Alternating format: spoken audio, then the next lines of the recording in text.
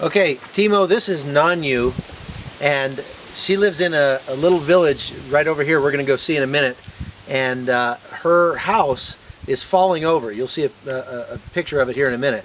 And she needs to build a new house. So your $100 went to help her buy a new house. Do you have that $100? Does she have it? See? This is 8,000 Kenyan shillings. That's about $100.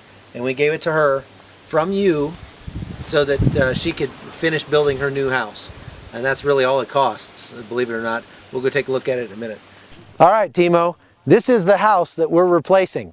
You can tell it's kind of leaning a little bit this way, and at some point it's just going to fall over. It's made out of sticks, and this stuff is actually cow manure. You know, over here you kind of have to work with what you got. So they put cow manure on their houses.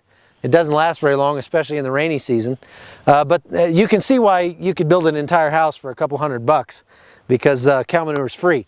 But it's the roof that actually costs money, and that's really what you paid for. And so the new house is over this way, and let's take a look at that. I don't know how long she's been working on this, but if you look real closely, you can tell it's a lot of work. They've got these uprights that are buried in the ground, and then they weave smaller sticks along horizontally, and then even smaller twigs in between those that will hold the mud or the cow manure when they put that over the top. You can see also probably that this is a much larger house than this one, and the reason for that is because Nanyu is a new believer, and she wants to be able to hold Bible studies in her house, and she can't do that in her old house. We'll go in there in a minute and you'll see why. Okay, Timo, now we're going inside the house. This is the old house. You can see there's a little hallway here. You're going to go down here and turn the corner. It's really dark, so I don't know how much you're going to be able to see. But this is the house. Now, we're in the kitchen. There's the cooking fire down there. A really smoky smell in here. That's pretty much the extent of their dishes. A couple of cups, a couple of plates, and a pot. And I think there's a plastic jug over there.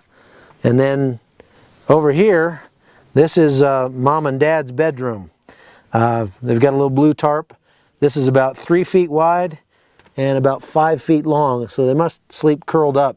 I asked one guy, he said, yeah, we sleep like spoons.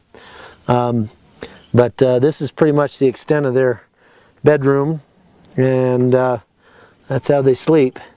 Now over here, you can't see it very well, but that's the kids' bedroom over there. It's a little bit larger, about 5 feet square, but that's because there's 4 kids living in there. And there is one other small room back in there that's kind of for storage, and they keep animals in there. If they have a baby goat or a baby cow or something like that, that they've got to keep out of the elements, they put it in there. So this is, you know, more manure walls, and this is what we're replacing. I'm so thankful to God. God has done some work here. Many days I've been thinking about my house.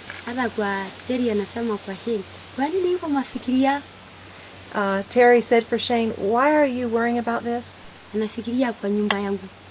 Why are you worrying about your house? Terry said, remember God. These days there's no phone. Now she's got a phone. God knows everything. Don't worry. I am so completely thanking God. He's done work today. Now there's enough money to finish my house. Even to get someone to come do it for me. She says, I don't have the strength to do it on my own. God's done His work. And I am so grateful. Praise God. Praise God. So thank you, Timo. You just made somebody's day.